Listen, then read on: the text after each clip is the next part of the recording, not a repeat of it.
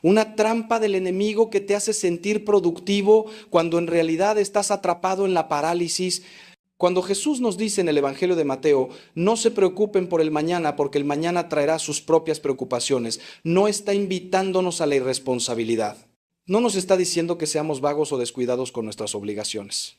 Lo que nos está diciendo es algo mucho más profundo. Nos está enseñando a vivir en el presente, a confiar en la providencia divina, a hacer lo que nos corresponde y dejar en manos de Dios lo que escapa a nuestro control. La preocupación te proyecta hacia un futuro que aún no existe, te hace sufrir por cosas que probablemente nunca sucedan, te roba la paz del momento presente donde Dios quiere encontrarse contigo. Y mientras tú estás preocupado por mañana, estás desperdiciando el hoy que Dios te ha regalado. Hermano, hermana que me escuchas, quiero que te hagas una pregunta honesta en este momento. ¿Cuántas de las cosas por las que te has preocupado intensamente en tu vida realmente sucedieron? Si eres sincero contigo mismo, descubrirás que la mayoría de tus preocupaciones fueron fantasmas, monstruos creados por tu imaginación que nunca se materializaron. Y aún aquellas situaciones difíciles que sí llegaron, ¿acaso preocuparte antes las hizo más llevaderas? Al contrario, llegaste a ellas ya agotado, ya vencido emocionalmente, sin las fuerzas necesarias para enfrentarlas con la gracia de Dios. La preocupación te debilita antes de la batalla, te roba la paz antes del sufrimiento real, es un enemigo silencioso que destruye tu presente en nombre de un futuro incierto. Pero hoy vengo a ofrecerte una salida, un camino diferente que no solo aliviará tu corazón, sino que te hará más efectivo, más libre, más feliz. Ese camino se llama ocuparse. Y ocuparse significa tomar acción concreta, responsable y confiada en las cosas que sí están en tus manos mientras entregas a Dios con fe absoluta aquello que escapa a tu control. Ocuparse es pasar de la parálisis mental a la acción constructiva. Es dejar de darle vueltas al problema para empezar a buscar soluciones reales. Es levantarte de la cama aunque tengas miedo, es hacer esa llamada que has pospuesto, es tomar esa decisión que has estado evitando, es pedir ayuda cuando la necesitas, es trabajar con diligencia confiando en que Dios multiplicará tus esfuerzos. Ocuparse es fe en movimiento, es confianza traducida en obras, es el punto exacto donde tu voluntad se encuentra con la gracia divina. Déjame contarte algo que he aprendido después de tantos años caminando con el pueblo de Dios. Las personas que más sufren no son necesariamente las que tienen más problemas, sino las que no saben qué hacer con ellos. He visto a gente atravesar las peores tormentas con una paz inexplicable, con una fortaleza que solo puede venir de lo alto, y he visto a otros derrumbarse por situaciones relativamente pequeñas. La diferencia no estaba en las circunstancias, sino en la actitud interior. Quien se ocupa actúa, quien solo se preocupa sufre. Quien se ocupa confía en Dios y pone manos a la obra. Quien solo se preocupa intenta controlarlo todo con su mente y termina controlado por sus propios pensamientos. Quien se ocupa duerme tranquilo sabiendo que hizo lo que le correspondía. Quien solo se preocupa pasa las noches en vela repasando escenarios catastróficos que probablemente nunca sucedan. Mira, yo no te estoy hablando desde una torre de marfil, desde la teoría teológica sin contacto con la realidad. Te estoy hablando desde la trinchera, desde el contacto directo con el dolor humano, desde las historias reales de hombres y mujeres como tú que han logrado transformar su ansiedad en acción, su miedo en valentía, su preocupación en ocupación productiva. He visto a madres solteras que en lugar de paralizarse por el miedo al futuro, se ocuparon de buscar trabajo, de estudiar, de criar a sus hijos con amor y disciplina, confiando en que Dios proveería, y Dios proveyó. He visto empresarios al borde de la quiebra que en lugar de ahogarse en la preocupación, se ocuparon de reestructurar, de buscar consejo, de tomar decisiones difíciles, y Dios honró su esfuerzo. He visto a enfermos que en lugar de dejarse consumir por el miedo a la muerte, se ocuparon de vivir cada día con intensidad, de amar más, de perdonar, de hacer las paces con Dios y con los suyos. Santa Teresa de Ávila, esa mujer gigante de la fe, nos dejó una enseñanza preciosa que deberías escribir en tu corazón. Nada te turbe, nada te espante, todo se pasa, Dios no se muda, la paciencia todo lo alcanza. Quien a Dios tiene nada le falta, solo Dios basta. Estas palabras son medicina pura para el alma preocupada. Todo se pasa, hermano, todo es temporal excepto Dios. Esa situación que hoy te quita el sueño, ese problema que te parece una montaña infranqueable, pasará. Y cuando mires hacia atrás te darás cuenta de que estabas haciendo una tormenta en un vaso de agua. Pero para atravesar las tormentas reales necesitas aferrarte a esta verdad. Dios no se muda, Él es la roca firme, el ancla segura en medio del oleaje. Si tienes a Dios, tienes todo lo que necesitas para enfrentar cualquier situación. Ahora bien, ocuparse no significa que todo depende de ti. Ese es otro error fatal que cometen muchas personas bien intencionadas. Se van al otro extremo. Pasan de la preocupación paralizante al activismo ansioso, trabajando sin descanso, queriendo resolverlo todo con sus propias fuerzas, olvidando que sin Dios nada podemos hacer.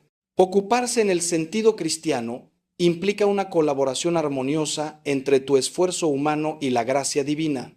Tú haces lo que te corresponde, lo que está en tus manos, lo que es tu responsabilidad, pero lo haces desde la oración, desde la dependencia de Dios, desde la confianza absoluta en que Él tiene el control final. No es yo me ocupo solo porque Dios ayuda a quien se ayuda a sí mismo.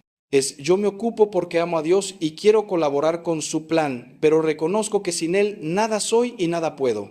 Escúchame bien esto que voy a decirte ahora, porque aquí está el corazón de todo. La preocupación nace del orgullo, la ocupación nace de la humildad. ¿Te suena fuerte? Déjame explicártelo. Cuando te preocupas, obsesivamente estás actuando como si tú fueras Dios de tu propia vida, como si todo dependiera de tu capacidad de prever, de controlar, de resolver. Estás asumiendo una responsabilidad que no te corresponde, la de ser omnisciente y omnipotente. Pero cuando te ocupas con humildad, estás reconociendo tus límites. Señor, yo voy a hacer mi parte lo mejor que pueda, voy a trabajar, voy a esforzarme, voy a buscar soluciones, pero el resultado está en tus manos.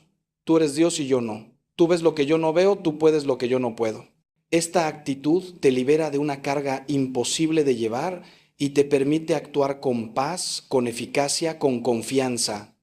¿Sabes qué es lo más hermoso de ocuparse en lugar de preocuparse? Que recuperas tu libertad interior.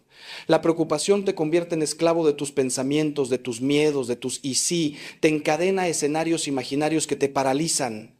Pero cuando decides ocuparte, cuando tomas acción concreta guiada por la fe, recuperas el control de tu vida en el sentido correcto. No el control orgulloso que pretende manejarlo todo, sino el control sereno de quien sabe que puede elegir su actitud, su respuesta, su manera de enfrentar las circunstancias. Viktor Frankl, ese psiquiatra judío sobreviviente del Holocausto, descubrió en los campos de concentración que lo último que nadie puede quitarte es tu libertad interior para elegir cómo responder a lo que te sucede. Aunque no puedas cambiar la situación, siempre puedes elegir tu actitud frente a ella. Y esa es la esencia de ocuparse. Elegir la acción constructiva sobre la rumia mental destructiva. Ahora quiero que pienses conmigo en las áreas concretas de tu vida donde la preocupación te está robando la paz. Tal vez es tu situación económica, las deudas, el trabajo inestable, los gastos que no dejan de aumentar. Tal vez son tus hijos, su futuro, sus decisiones, su fe, su seguridad. Tal vez es tu salud o la de un ser querido. Tal vez es esa relación rota que no sabes cómo reparar. Tal vez es tu vida espiritual, el pecado que te tiene atrapado, esa confesión que necesitas hacer, esa reconciliación que has pospuesto. Sea lo que sea, hoy quiero que hagas un ejercicio conmigo. Voy a enseñarte cómo transformar cada preocupación en una ocupación concreta. Primero, identifica claramente tu preocupación. Sácala de esa nebulosa mental donde todo se mezcla y se magnifica. Escríbela si es necesario. Dale nombre. Por ejemplo, me preocupa no tener suficiente dinero para la universidad de mis hijos.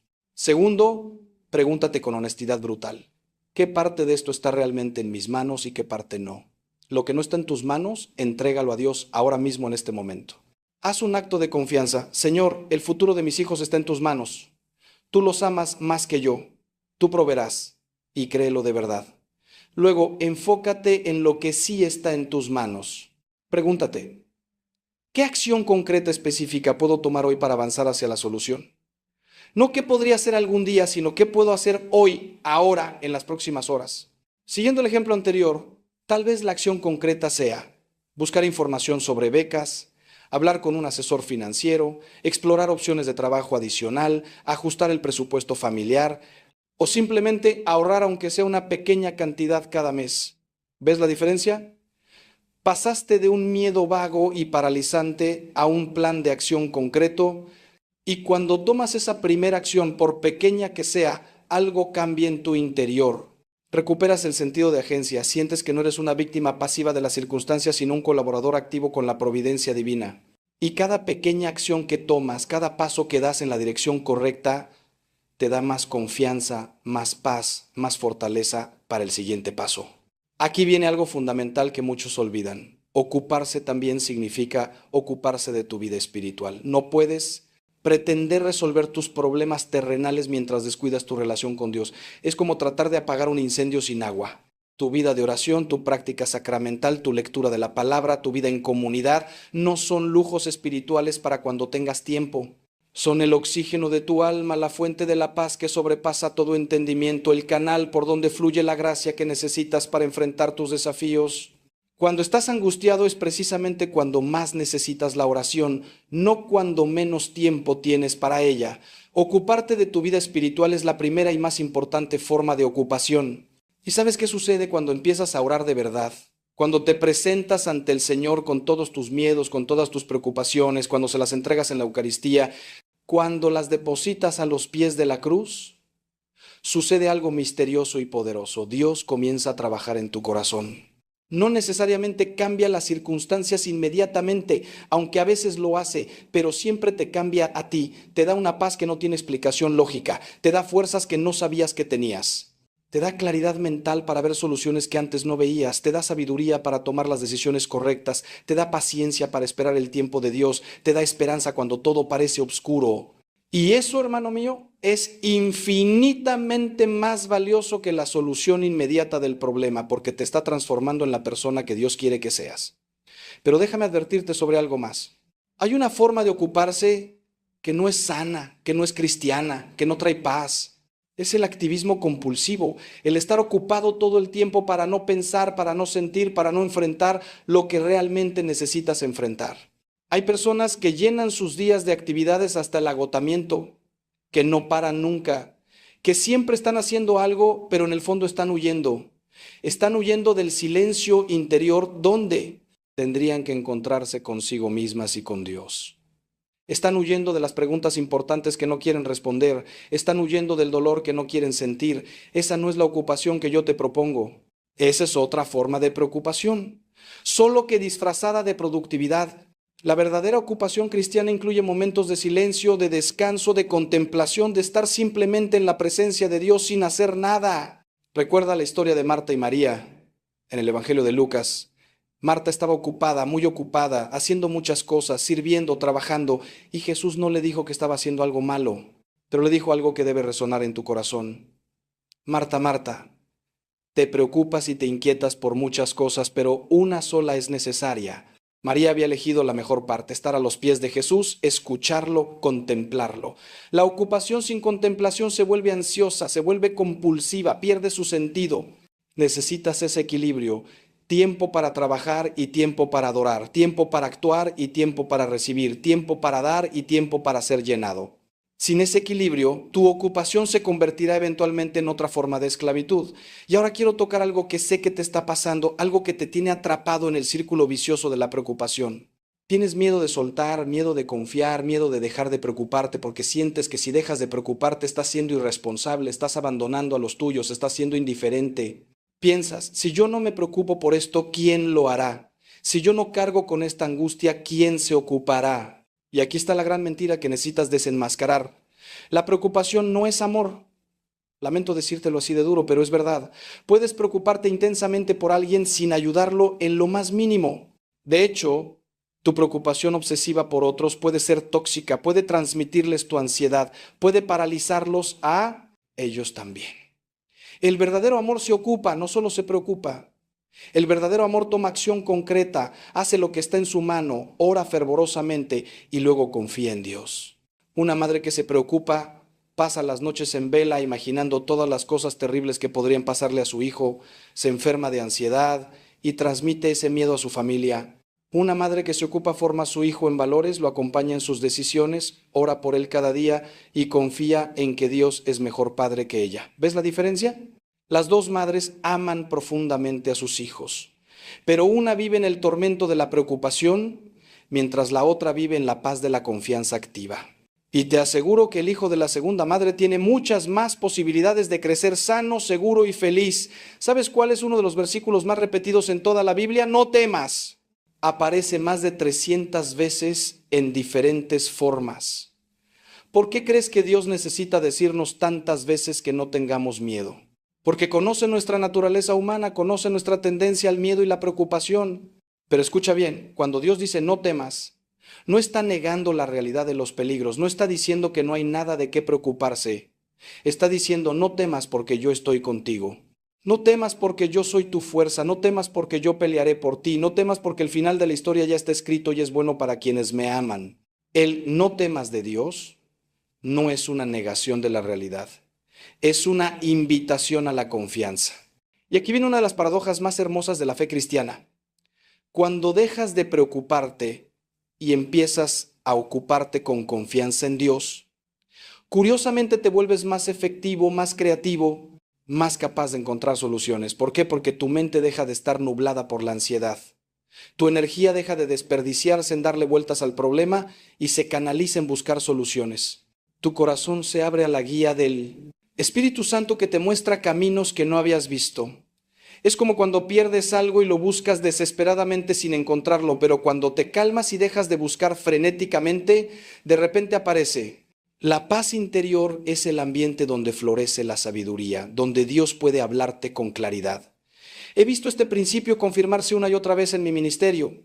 Las personas que logran salir de sus crisis más profundas no son necesariamente las más inteligentes o las más preparadas, sino las que logran mantener la paz interior, las que siguen confiando cuando todo parece perdido, las que se ocupan de hacer lo correcto día tras día sin dejarse vencer por la angustia. Recuerdo especialmente a un matrimonio al borde del divorcio, con problemas económicos serios, con hijos en la adolescencia dando problemas. Cuando vinieron a mí estaban ahogados en preocupación, apenas podían comunicarse sin pelear. Les enseñé este principio, dejar de preocuparse y empezar a ocuparse. Les pedí que cada uno identificara 3 acciones concretas que podía tomar para mejorar la situación y que dejaran el resto en manos de Dios. Y que cada noche, juntos, le entregaran al Señor sus angustias en oración. ¿Sabes qué pasó? En 3 meses su vida había cambiado radicalmente. No porque los problemas desaparecieran mágicamente, sino porque ellos cambiaron su manera de enfrentarlos. Él se ocupó de buscar asesoría para el negocio que estaba en problemas, de ser más presente con sus hijos, de escuchar a su esposa.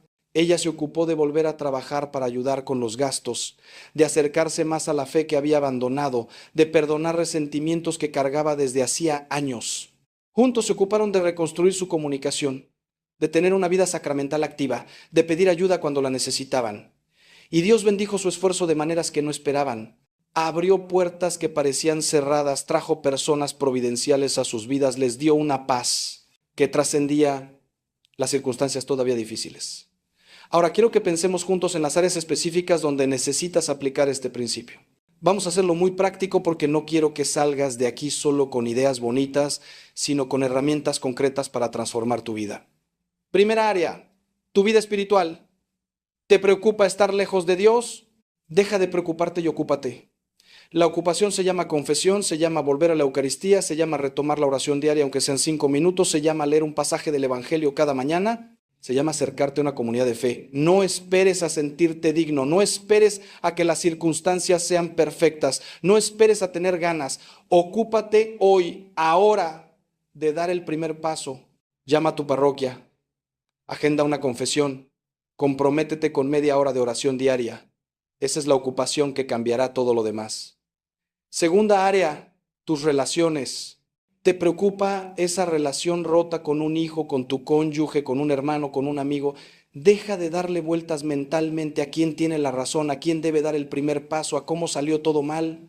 Ocúpate. Levanta el teléfono y llama.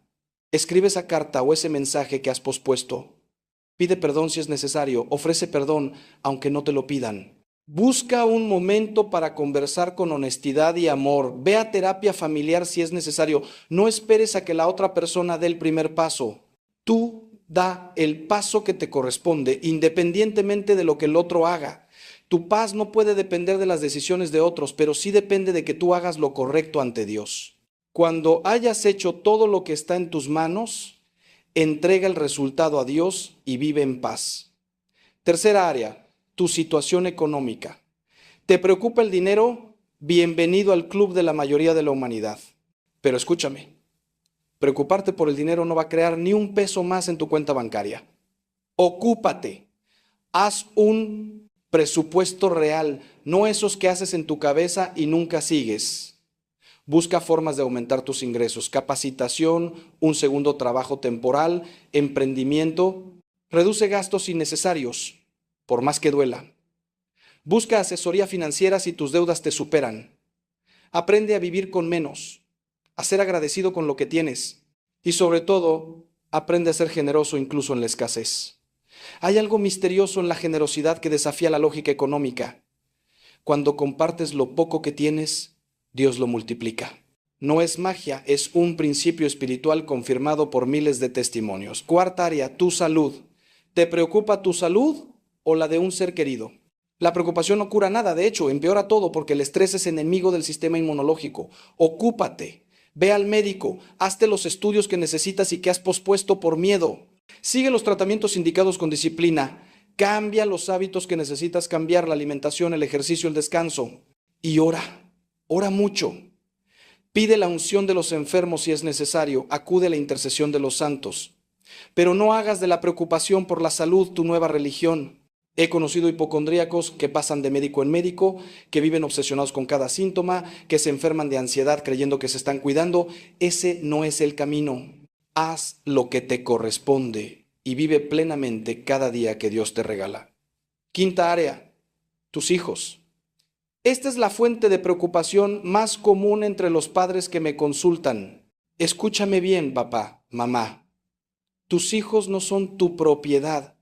Son un regalo de Dios que te fue confiado temporalmente para que los formes y los prepares para la vida. Tu responsabilidad es educarlos en valores, acompañarlos en su crecimiento, ser ejemplo de fe y de amor, estar presente en los momentos importantes, corregirlos cuando sea necesario, amarlos incondicionalmente. Eso es ocuparte. Pero no puedes vivir su vida por ellos, no puedes tomar sus decisiones. No puedes protegerlos de todo sufrimiento, no puedes garantizar que seguirán el camino que tú deseas. Llegará el momento en que tendrás que soltarlos, confiarlos a Dios y seguir amándolos incluso cuando elijan caminos que no apruebes. Preocuparte hasta la enfermedad por ellos no es amor, es control disfrazado de amor. Ocúpate de tu parte y confía en que Dios los ama más que tú. Ahora déjame hablarte de algo que está en el corazón de todo esto: la ansiedad existencial. Esa angustia de fondo que no tiene un objeto específico, sino que es un miedo difuso a la vida misma, al futuro, a la muerte, al sufrimiento, al fracaso. Esta ansiedad es parte de la condición humana después del pecado original. Todos la experimentamos en algún grado, pero cuando se vuelve paralizante, cuando te roba la alegría, cuando te impide vivir plenamente, entonces necesitas atenderla seriamente. Y aquí viene algo que no todos los sacerdotes te dirán, pero que yo te voy a decir con todo amor. A veces la ansiedad tiene raíces psicológicas que necesitan atención profesional. No hay contradicción entre la fe y la terapia psicológica. Dios puede sanarte a través de un buen psicólogo tanto como a través de la oración. Si tu ansiedad es clínica, si te paraliza, si afecta tu vida cotidiana, ocúpate de buscar ayuda profesional. La fe no es enemiga de la ciencia, son dos caminos complementarios hacia la sanación integral. Pero junto con cualquier ayuda profesional que necesites, nunca olvides la dimensión espiritual de tu ansiedad. San Juan Pablo II nos repetía constantemente: no tengan miedo. Este fue uno de los grandes lemas de su pontificado, porque él entendía profundamente que el miedo es el gran enemigo de la fe, el gran obstáculo para vivir plenamente la vida que Dios te ha llamado a vivir. El miedo te hace pequeño, te hace cobarde, te hace egoísta. El amor perfecto echa fuera el temor, nos dice San Juan. Cuando creces en el amor de Dios, cuando experimentas su presencia, cuando conoces su carácter, cuando entiendes que eres su hijo amado, el miedo pierde poder sobre ti. No desaparece completamente porque somos humanos, pero deja de controlarte. ¿Y sabes qué es lo hermoso? Que cada vez que decides ocuparte en lugar de preocuparte, cada vez que das un paso de fe en medio del miedo, estás creciendo espiritualmente. Estás construyendo músculo espiritual. La fe es como cualquier músculo. se fortalece con el ejercicio. La primera vez que enfrentas un miedo y actúas a pesar de él es difícil, pero la segunda vez es un poco más fácil y la tercera más todavía.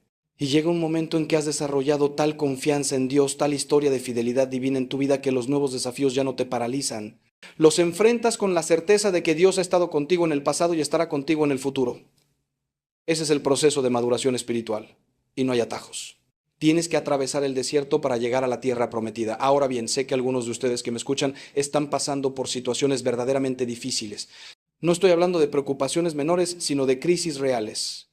Una enfermedad terminal, un divorcio doloroso, la pérdida de un hijo, la bancarrota, la traición de alguien que amabas, la injusticia que te ha destruido la vida.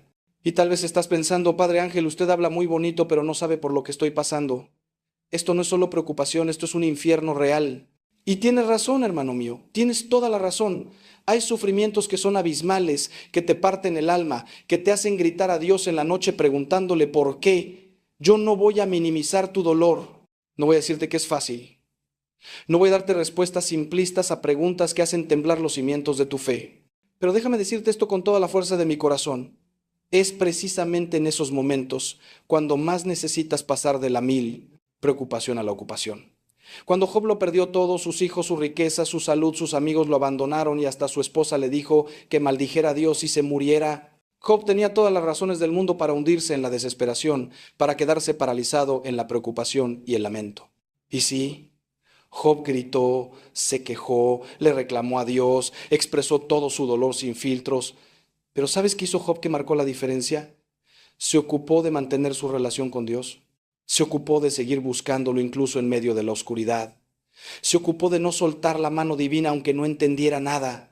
Y al final, después de atravesar el valle más oscuro, Job pudo decir, yo te conocía de oídas, pero ahora mis ojos te han visto.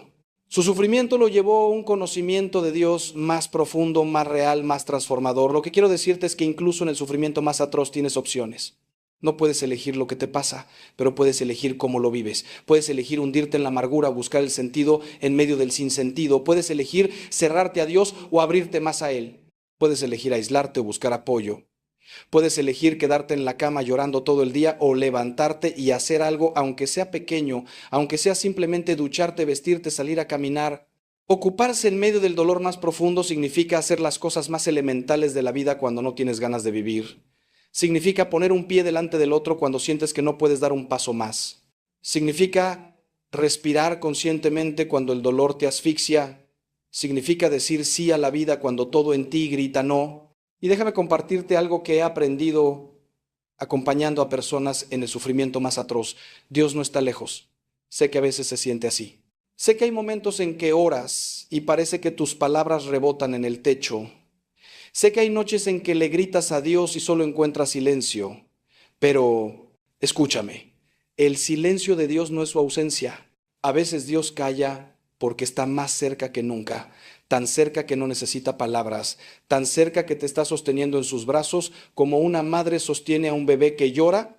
El bebé no entiende lo que está pasando, no comprende las palabras de consuelo, solo siente el dolor de su malestar, pero la madre está ahí, sosteniéndolo, aunque el bebé no sea consciente de ello. Así está Dios contigo en tu dolor más profundo. Y aquí viene algo que necesito que entiendas porque puede cambiar tu manera de vivir el sufrimiento. Ocuparse en medio del dolor también significa buscar el sentido, buscar el propósito. No el porqué simplista, no la explicación que resuelve todo limpiamente, sino el sentido más profundo. ¿Qué está tratando de enseñarme esta situación? ¿Cómo puedo crecer a través de esto?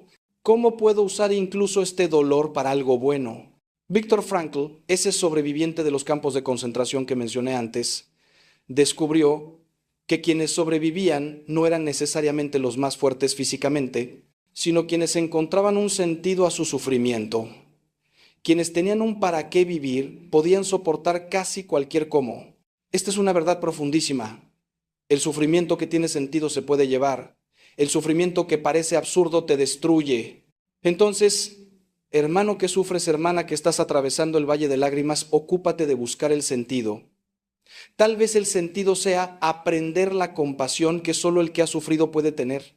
Tal vez sea desarrollar una fortaleza interior que no sabías que existía. Tal vez sea acercarte más a Dios de lo que jamás estuviste. Tal vez sea poder ayudar en el futuro a otros que pasen por lo mismo. Tal vez sea purificar tu fe de todas las adherencias superficiales hasta quedar con lo esencial. Tal vez sea simplemente aprender que eres más fuerte de lo que pensabas, que puedes atravesar el fuego y seguir de pie. No te estoy diciendo que el sufrimiento es bueno en sí mismo, no estoy romantizando el dolor. Estoy diciendo que incluso el dolor más terrible puede ser transformado en crecimiento si tú decides cooperar con la gracia en lugar de cerrarte en la amargura. San Pablo, que sufrió tremendamente por el Evangelio, que fue encarcelado, azotado, apedreado, naufragó, fue traicionado, tuvo una espina en la carne que lo atormentaba, nos dejó estas palabras que deberías grabar en tu corazón. Considero que los sufrimientos del tiempo presente no son comparables con la gloria que se ha de manifestar en nosotros. Pablo no negaba el sufrimiento, no decía que no dolía, pero lo ponía en perspectiva. Desde la eternidad este momento de dolor será apenas un parpadeo. Y lo que estás construyendo en tu carácter a través de este valle oscuro será una gloria eterna. Cada lágrima que derramas no se pierde, Dios las recoge todas. Cada noche en vela, cada momento de angustia soportado con fe, está tejiendo en ti una fortaleza eterna. Pero volvamos a lo práctico, porque no quiero que esto se quede en la teoría. ¿Cómo se ocupa uno cuando el dolor es tan grande que apenas puede respirar? Te voy a dar pasos muy concretos. Primero, establece una rutina mínima. Cuando tu mundo se derrumba, la rutina te salva. No tiene que ser compleja. Levantarte a una hora determinada, asearte, tomar desayuno, hacer alguna actividad aunque sea mínima, tener un momento de oración aunque solo puedas llorar frente al Santísimo, comer algo nutritivo, salir aunque sea a dar la vuelta a la manzana, conectarte con alguien aunque no tengas ganas. La rutina te da estructura cuando todo parece caos. Es una forma de ocuparte de tu bienestar básico cuando tu mente y tu corazón están destrozados. Segundo paso, no te aísles. Sé que el dolor te lleva al aislamiento. Sientes que nadie puede entenderte, que eres una carga, que tu dolor es demasiado. Pero el aislamiento es tu enemigo mortal. Ocúpate de mantener conexión humana. Llama a ese amigo de confianza. Acepta el apoyo de tu familia aunque te cueste. Únete a un grupo de apoyo donde otros estén pasando por situaciones similares. Habla con un consejero o terapeuta. Acércate a tu comunidad de fe. Pide que oren por ti. Acepta la ayuda práctica que te ofrezcan. Dios nos hizo para la comunidad. En el dolor más profundo necesitas el cuerpo de Cristo sosteniéndote. Permítelo. Es tu ocupación permitir que otros te ayuden a llevar tu cruz. Tercer paso. Permite que tu dolor se exprese, pero no lo dejes que te defina. Ocúpate de llorar cuando necesites llorar, de gritar cuando necesites gritar, de escribir tus sentimientos, de expresar tu rabia a Dios, que es lo suficientemente grande como para recibirla. Los salmos están llenos de lamentos brutalmente honestos, de gritos de dolor, de reproches a Dios. Él puede con tu enojo, con tu confusión, con tu desesperación, pero no te quedes ahí permanentemente. Después de expresar el dolor, ocúpate también de mirar hacia adelante. Pregúntate, ¿qué pequeño paso puedo dar hoy? No grandes planes para el futuro que te abruman, solo el siguiente pequeño paso. Hoy voy a levantarme. Hoy voy a comer algo, hoy voy a rezar un Padre Nuestro, hoy voy a llamar a mi hermana, un paso a la vez. Cuarto paso, ocúpate de cuidar tu cuerpo incluso cuando tu alma esté destrozada. El cuerpo y el alma están entrelazados. Cuando descuidas tu salud física, empeora tu salud mental y espiritual. Come aunque no tengas hambre, necesitas nutrientes, duerme lo suficiente, busca ayuda médica si el insomnio es severo, muévete, camina, aunque sea 10 minutos al día. La ciencia ha demostrado que el ejercicio físico es uno de los mejores antidepresivos naturales. Evita el alcohol y otras sustancias con las que podrías intentar automedicarte el dolor. No le agregues problemas a tus problemas. Cuida el templo del Espíritu Santo, que es tu cuerpo. Esta es una forma de ocupación muy concreta. Mantener tu máquina funcionando incluso cuando tu corazón está roto. Y quinto paso, tal vez el más importante, ocúpate de mantener viva la llama de la esperanza, aunque sea como una vela titilando en medio del huracán. La esperanza cristiana no es optimismo barato, no es pensamiento positivo, no es negar la realidad. La esperanza cristiana es la certeza sobrenatural de que Dios es bueno, de que Él tiene un plan, de que el final de tu historia será bueno, incluso si el capítulo presente es terrible. Ocúpate de alimentar esa esperanza leyendo testimonios de otros que sobrevivieron lo que tú estás viviendo, leyendo las promesas de Dios en la Escritura, recordando momentos pasados en que Dios te rescató, contemplando la cruz donde Dios mismo experimentó el abandono más absoluto para que tú nunca estés verdaderamente solo en tu dolor. Ahora quiero llevarte a otro nivel de comprensión sobre este tema de preocuparse versus ocuparse. Hay una dimensión comunitaria que no podemos ignorar. No solo te preocupas por ti mismo, también te preocupas por el estado del mundo, por la iglesia, por la sociedad, por el futuro de la humanidad. Ves las noticias y es un bombardeo constante de tragedias, injusticias, guerras, desastres naturales, decadencia moral, y sientes esa angustia existencial, ese peso de vivir en tiempos tan difíciles. ¿Cómo aplicas el principio de ocuparse a estas preocupaciones que escapan completamente a tu control personal? Te lo voy a decir, identificando cuál es tu esfera de influencia y actuando ahí. No puedes cambiar el mundo entero, no puedes resolver todos los problemas de la humanidad, no puedes detener guerras ni desastres naturales. Preocuparte obsesivamente por todo el mal del mundo solo te paraliza y te llena de desesperanza. Pero puedes ocuparte de tu pequeño rincón del mundo. Puedes ser luz en tu familia, en tu trabajo, en tu barrio, en tu comunidad. Puedes practicar la caridad concreta con quien está cerca de ti. Puedes votar con conciencia. Puedes involucrarte en causas justas de manera realista según tus posibilidades. Puedes educar a tus hijos en valores que contrarresten la decadencia moral. Puedes ser fiel en lo poco para que Dios te confíe lo mucho.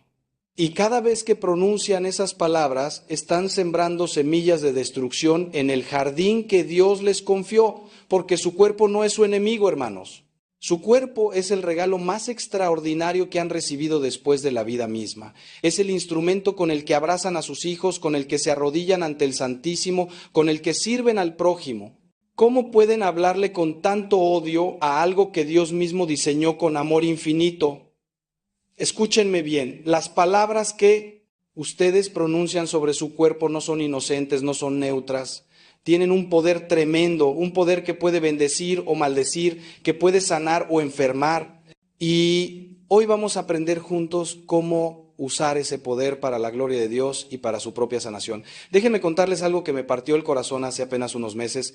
Una mujer de 52 años, madre de 3 hijos, vino a verme completamente destruida. Me dijo: padre, tengo diabetes, tengo hipertensión, mis rodillas ya no responden y siento que mi cuerpo me está traicionando. Y cuando le pregunté cómo le hablaba a su cuerpo cada mañana, se quedó en silencio. Luego, con lágrimas en los ojos, confesó: le digo que es un estorbo, que ya no sirve para nada, que me está fallando. Hermanos, ¿se dan cuenta? Esta mujer buena, esta madre dedicada, estaba pronunciando sentencias de muerte sobre sí misma cada día. Y no es la única. Millones de personas en este mundo están haciendo exactamente lo mismo sin darse cuenta de que están alimentando su propia destrucción. Pero esa mujer tuvo la valentía de escuchar, de cambiar, de aprender a hablarle a su cuerpo con las palabras de Dios, con palabras de vida.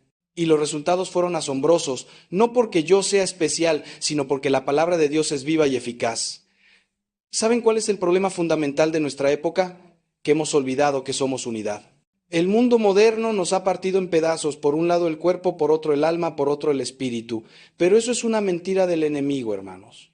Ustedes son una unidad maravillosa creada por Dios.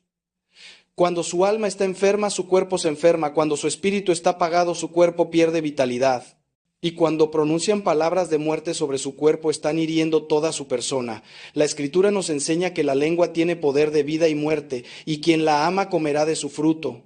Esto no es poesía, hermanos, esto es realidad espiritual. Sus palabras crean atmósferas.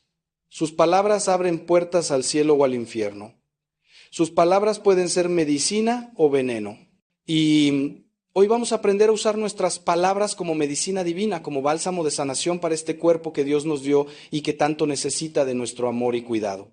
Escúchenme con atención, porque lo que voy a compartirles en los próximos minutos no es teoría abstracta ni filosofía vacía. Es sabiduría que viene de la tradición de la Iglesia, de las enseñanzas de los santos, de las Escrituras y de mi propia experiencia, acompañando a personas en su camino de sanación. Vamos a descubrir juntos cómo las palabras que pronunciamos sobre nuestro cuerpo pueden activar o desactivar procesos de salud. ¿Cómo la fe puede movilizar la química de nuestro organismo? ¿Cómo la esperanza puede fortalecer nuestro sistema inmunológico? Porque Dios no nos creó como máquinas sin alma, hermanos. Nos creó como seres integrales donde lo espiritual afecta lo físico y lo físico refleja lo espiritual. Y si hoy están aquí escuchándome, si algo en su interior les impulsa a quedarse, es porque el Espíritu Santo quiere hacer una obra nueva en ustedes. Quiere enseñarles a amar su cuerpo como Dios lo ama, a cuidarlo como un tesoro precioso, a hablarle con palabras que traen vida, salud y esperanza. ¿Están listos para este viaje? Entonces respiren profundo, abran su corazón y permitan que la verdad de Dios penetre hasta lo más hondo de su ser.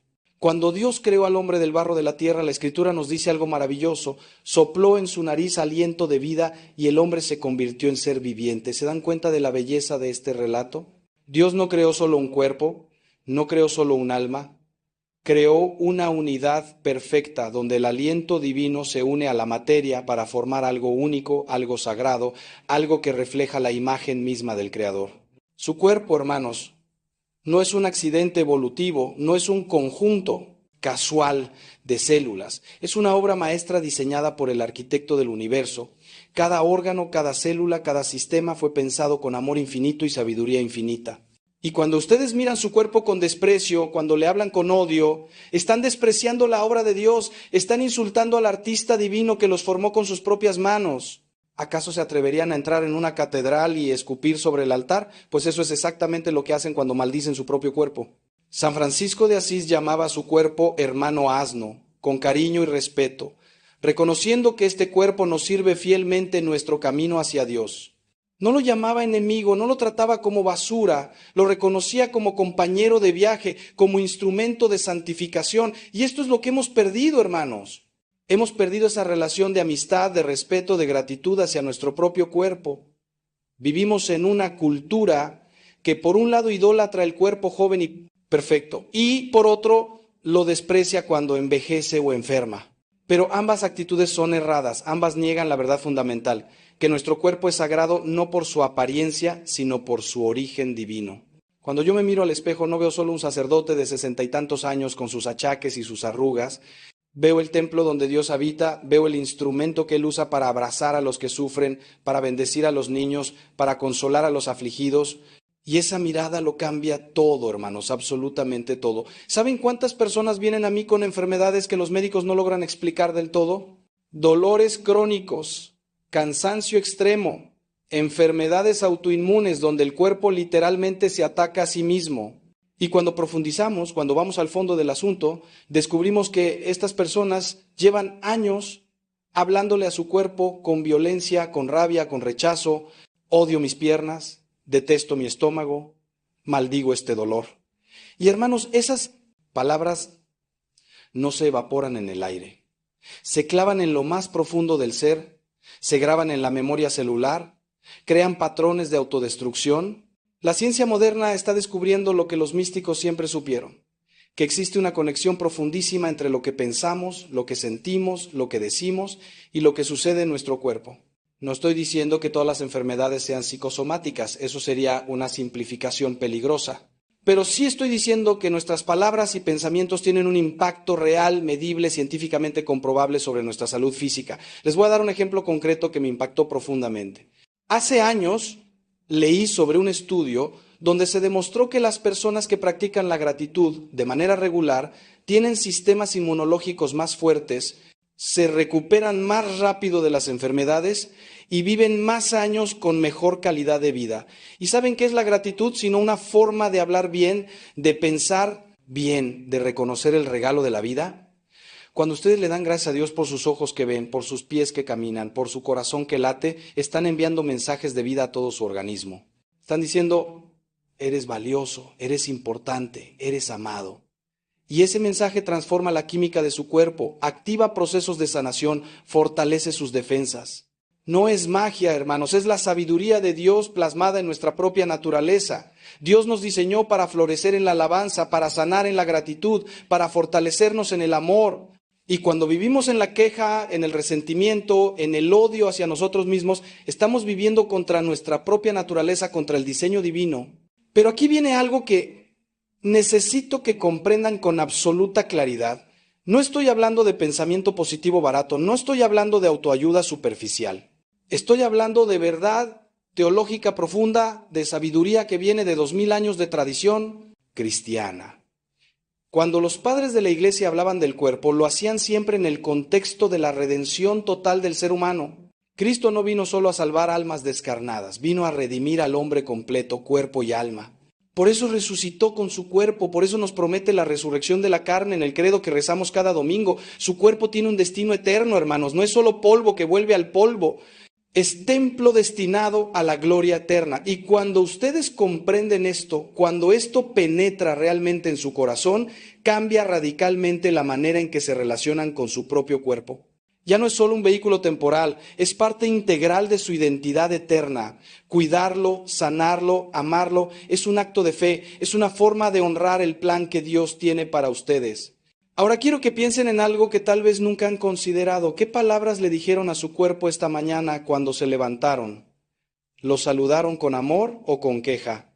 Le quiero que piensen en algo que tal vez le dijeron a su cuerpo. ¿Agradecieron por haber descansado o lo maldijeron por sus dolores? Porque hermanos, así como tenemos el hábito de orar por la mañana, así como saludamos a nuestros seres queridos, deberíamos tener el hábito sagrado de bendecir nuestro propio cuerpo cada día. Y sé lo que algunos están pensando, Padre, eso suena raro, eso suena como hablarle a las plantas. Pero no, hermanos, es mucho más profundo que eso. Es reconocer que cada parte de su ser está viva, está consciente de alguna manera misteriosa, está respondiendo constantemente a sus pensamientos y palabras. Santa Teresa de Ávila decía que el cuerpo es el compañero del alma en su camino hacia Dios y que debemos tratarlo con el respeto que merece un compañero fiel. ¿Han pensado alguna vez en su cuerpo como su compañero fiel? ¿O solo lo ven como una carga, como algo que les estorba en su vida espiritual? Déjenme contarles algo de mi propia experiencia. Hubo un tiempo en mi vida sacerdotal donde descuidé completamente mi salud. Pensaba que el cuerpo no importaba, que solo el ministerio importaba. Trabajaba 18 horas al día, dormía poco, comía mal, no hacía ejercicio. Y mi cuerpo empezó a hablarme de la única manera que sabía, con enfermedad. Tuve problemas de presión, problemas digestivos, un cansancio que no se iba ni con el descanso. Y un día, postrado en mi cama de hospital, escuché claramente la voz del Señor en mi corazón. Ángel, ¿cómo pretendes servir a los demás si destruyes el templo que yo te di? Esas palabras me partieron, hermanos, me rompieron completamente. Porque tenía razón. Yo estaba siendo un mal mayordomo del regalo que Dios me había dado. Estaba tratando mi cuerpo como un enemigo, como algo que debía someter y controlar, en lugar de tratarlo como lo que es, un aliado sagrado en mi misión. Desde ese día cambié radicalmente mi relación con mi cuerpo. Empecé a hablarle con amor, a agradecerle, a cuidarlo como cuido las cosas que más valoro. Cada mañana cuando me levanto hago algo muy sencillo pero muy poderoso. Pongo mis manos sobre mi pecho y digo, gracias Padre por este cuerpo que me diste. Gracias por mi corazón que late fielmente, por mis pulmones que respiran, por mis ojos que contemplan tu creación. Bendigo cada célula de mi cuerpo en el nombre de Jesús. Declaro que este es templo del Espíritu Santo y que ninguna enfermedad, ningún dolor tiene la última palabra sobre mí, porque tú eres mi sanador. Y hermanos, esto no es una oración mágica, no es un conjuro. Es una declaración de fe, es una forma de alinear mi ser completo con la verdad de Dios. Y he visto los frutos en mi propia vida, más energía, mejor salud, una paz profunda en medio de las dificultades. Porque cuando ustedes bendicen su cuerpo, cuando le hablan con palabras de vida, están cooperando con la gracia de Dios, están abriendo canales para que su poder sanador fluya en ustedes. Y esto es lo que quiero enseñarles hoy. Cómo abrir esos canales, cómo convertirse en colaboradores de su propia sanación. Porque miren, hermanos, Dios quiere sanarlos, pero necesita su cooperación. Él respeta profundamente su libertad, respeta sus elecciones, incluyendo las palabras que eligen pronunciar sobre ustedes mismos. Si todos los días se levantan maldiciendo su cuerpo, cerrando las puertas a la esperanza, ¿cómo puede Dios trabajar en ustedes? Es como si estuvieran construyendo muros contra su gracia. Pero cuando ustedes abren su boca para bendecir, para agradecer, para declarar las promesas de Dios sobre su vida, están abriendo ventanas al cielo, están creando espacio para el milagro. Y los milagros no siempre son instantáneos, no siempre son espectaculares. A veces el milagro es levantarse con un poco menos de dolor, es recuperar el apetito, es dormir profundamente después de meses de insomnio. Esos pequeños milagros son semillas de sanación que Dios planta en ustedes cuando ustedes preparan la tierra con sus palabras de fe. ¿Están preparando la tierra o la están llenando de piedras y espinos con sus quejas y maldiciones? Ahora permítanme llevarlos un poco más profundo en esta reflexión. En el Evangelio de Juan, Jesús dice algo extraordinario. El que cree en mí, las obras que yo hago, él también las hará. ¿Se dan cuenta del poder de esta promesa? Jesús sanó enfermos, devolvió la vista a los ciegos, hizo caminar a los paralíticos y nos dice que nosotros también podemos participar de esa obra sanadora. ¿Cómo? Primero, creyendo. Segundo, hablando con autoridad. Tercero, actuando en consecuencia. Cuando ustedes le hablan a su cuerpo con fe, con autoridad, diciendo, en el nombre de Jesús declaro sanación sobre mis rodillas, no están inventando nada nuevo. Están ejerciendo la autoridad que Cristo les dio como hijos de Dios. Están usando el poder de la palabra que es viva y eficaz. Y hermanos, he visto esto funcionar innumerables veces, no en todos los casos, porque el misterio del sufrimiento existe y debemos abrazarlo también. Pero en muchísimos casos he visto cómo la fe hablada, la fe declarada, produce frutos reales de sanación. Hay una mujer en mi parroquia que sufría de artritis severa en las manos. Los médicos le habían dicho que era degenerativa, que solo empeoraría con el tiempo. Ella vino a mí desesperada preguntándome si Dios la había abandonado. Y le dije, hermana, Dios no te ha abandonado, pero tú has abandonado la esperanza. ¿Qué le dices a tus manos cada día? Y ella confesó que las maldecía, que les decía que eran inútiles, que ya no servían. Entonces le enseñé a hacer algo diferente. Cada noche, antes de dormir, debía ungir sus manos con aceite bendito y decirles, manos mías, ustedes han trabajado fielmente por mí durante 50 años. Las bendigo, les agradezco y declaro en el nombre de Jesús que la sanación viene sobre ustedes. Son manos ungidas para servir, para abrazar, para bendecir. Al principio se sentía tonta, me lo confesó después, pero persistió. Y hermanos, en 6 meses el dolor había disminuido en un 70%. Los médicos no podían explicarlo. Hablaban de remisión espontánea. Pero ella y yo sabíamos la verdad. Dios había honrado su fe, había honrado sus palabras de bendición. Porque cuando ustedes hablan vida sobre su cuerpo, están invitando a Dios a hacer lo que Él más ama, restaurar, renovar, sanar. Pero escúchenme bien, porque quiero ser absolutamente claro en esto. No estoy prometiéndoles que si hablan bonito a su cuerpo todos los males desaparecerán. No soy un charlatán que vende ilusiones baratas. Soy un sacerdote que conoce el misterio de la cruz, que sabe que el sufrimiento tiene un lugar en el plan de Dios. Hay santos que vivieron toda su vida con enfermedades terribles y las ofrecieron como sacrificio redentor. Hay personas que llevan su cruz con una gracia que parte el alma y nos enseña más sobre Dios que 1000 sermones. Lo que les estoy diciendo es que ustedes tienen una responsabilidad, no añadir sufrimiento innecesario con sus palabras destructivas. Ya bastante difícil es vivir con una enfermedad crónica como para además estar todo el día hablándole a su cuerpo con odio y desesperanza. Su trabajo es confiar, bendecir, agradecer y dejar los resultados en las manos de Dios. Tal vez Él los sane completamente, tal vez les dé gracia para llevar su cruz con dignidad, tal vez use su enfermedad para tocar otras vidas, pero en cualquier caso sus palabras deben ser palabras de vida, de fe, de esperanza, porque esas palabras los sostienen en el camino, los fortalecen en la batalla, los conectan con el corazón mismo de Dios. Y ahora pregúntense algo importante. ¿Cómo hablarían de una persona que aman profundamente? ¿Verdad que solo dirían cosas buenas? ¿Verdad que resaltarían sus virtudes? ¿Verdad que los defenderían contra cualquier ataque? Entonces, ¿por qué no hacen lo mismo con su propio cuerpo? ¿Por qué permiten que su lengua sea el peor enemigo de su propia carne? Santiago dice en su carta que la lengua es un fuego, un mundo de maldad que contamina todo el cuerpo, pero también puede ser fuente de bendición, de sanación, de vida. Ustedes eligen cada día qué tipo de lengua van a tener. Y les digo con toda la autoridad de mi ministerio, elijan bendecir, elijan hablar vida, elijan ser aliados de su propio cuerpo en lugar de enemigos. Porque en esa elección está la diferencia entre vivir en guerra constante con ustedes mismos o vivir en la paz que Cristo promete, esa paz que sobrepasa todo entendimiento y que guarda sus corazones, sus mentes y sí, también sus cuerpos. Les he hablado de la importancia de bendecir el cuerpo, de hablarle con amor y gratitud.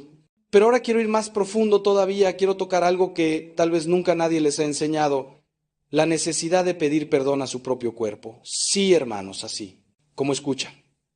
Muchos de ustedes necesitan arrodillarse ante Dios y pedirle perdón por cómo han tratado ese templo sagrado que Él les confió.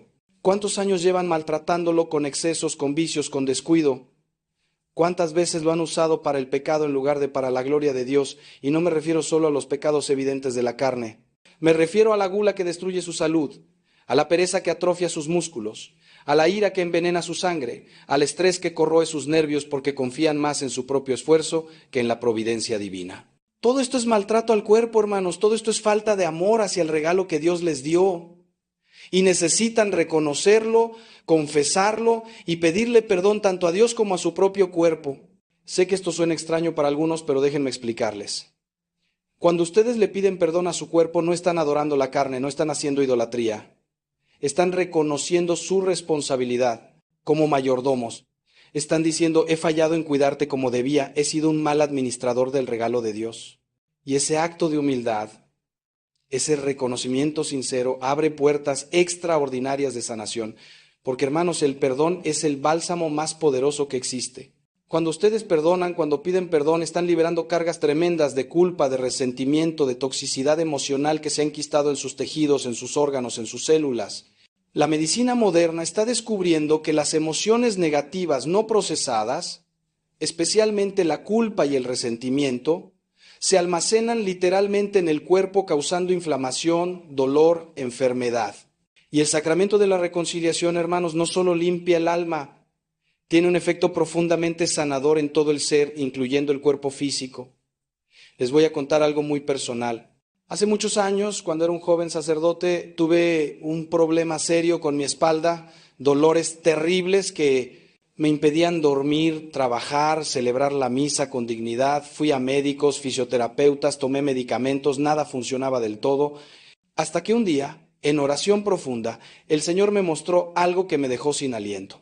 Ese dolor era la somatización de una culpa que yo cargaba, un error grave que había cometido años atrás y que nunca había perdonado completamente en mí mismo.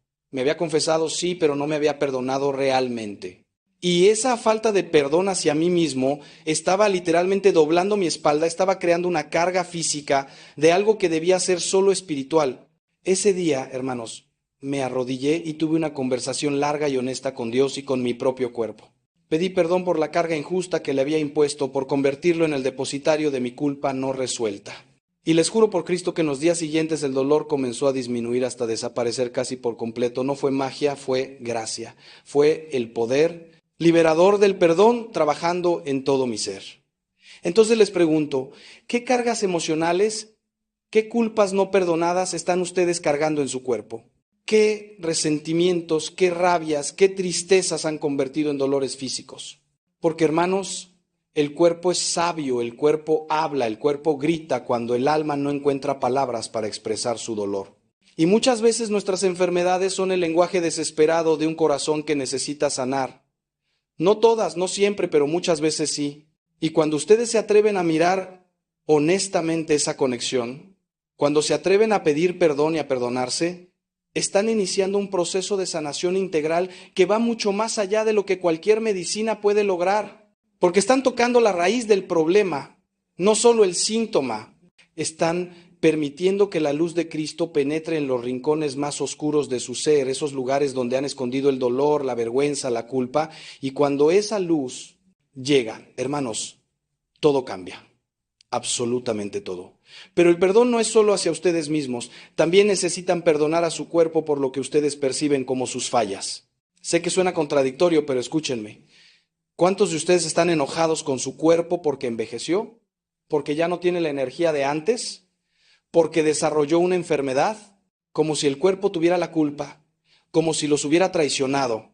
Pero hermanos, su cuerpo no es su enemigo. Su cuerpo está haciendo lo mejor que puede con las circunstancias que ustedes le han dado.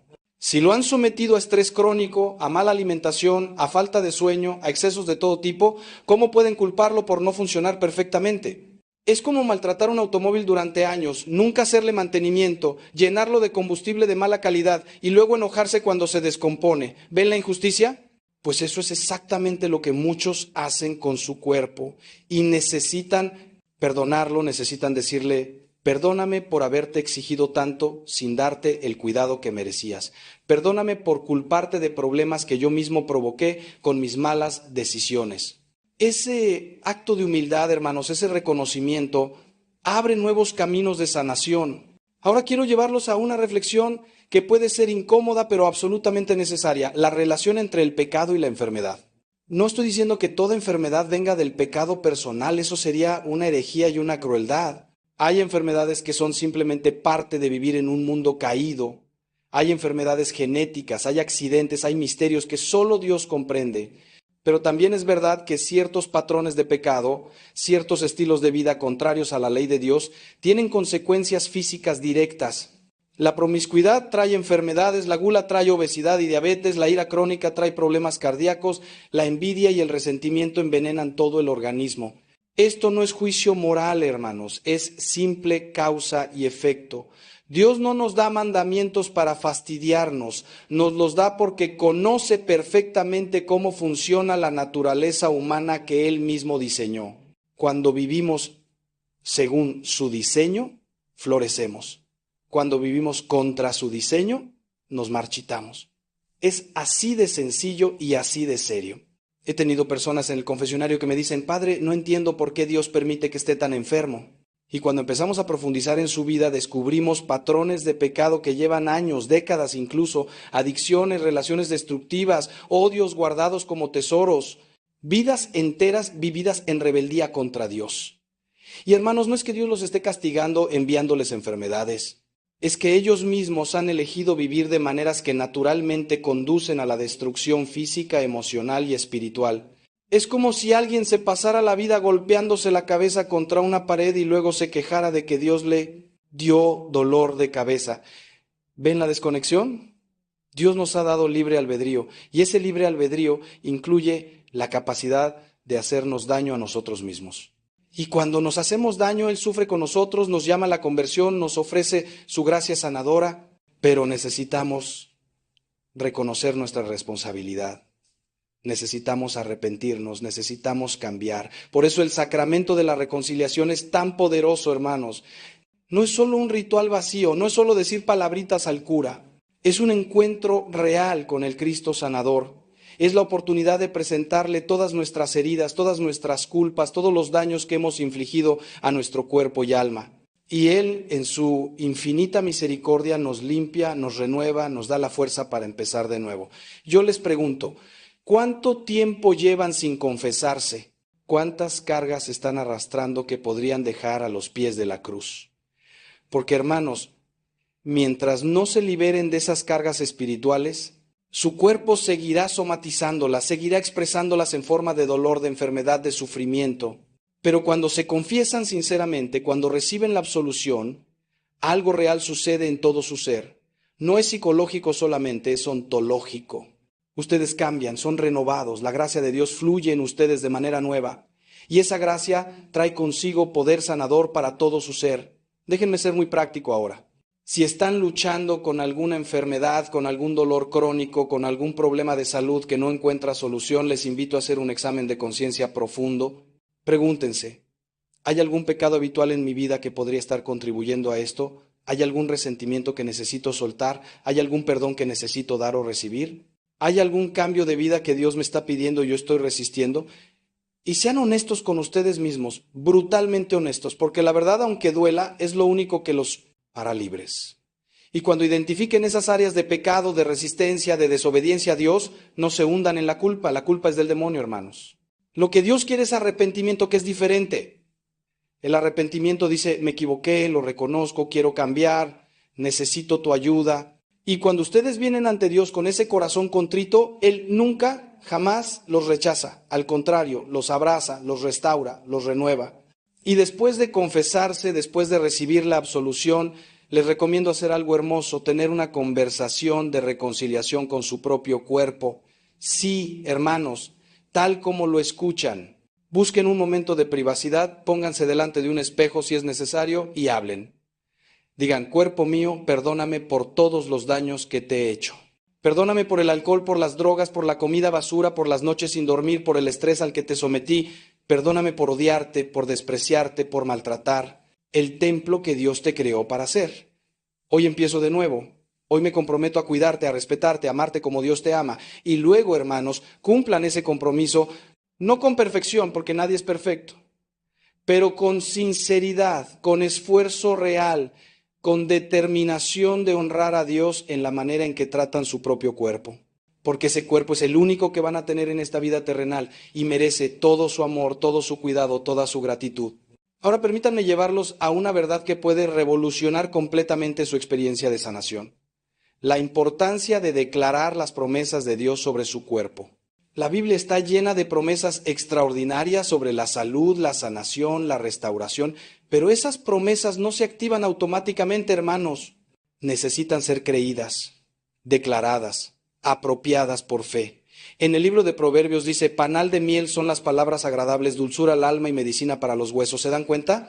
Las palabras correctas son literalmente medicina.